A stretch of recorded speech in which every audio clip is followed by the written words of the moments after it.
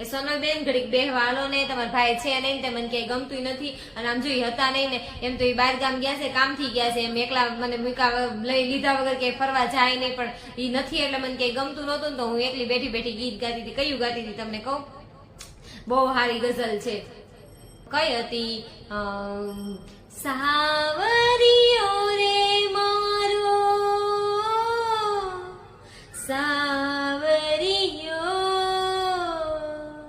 હું તો ખોબો માંગુ ને દઈ દે દરિયો, હું તો ખોબો માંગુ ને દઈ દે દરિયો.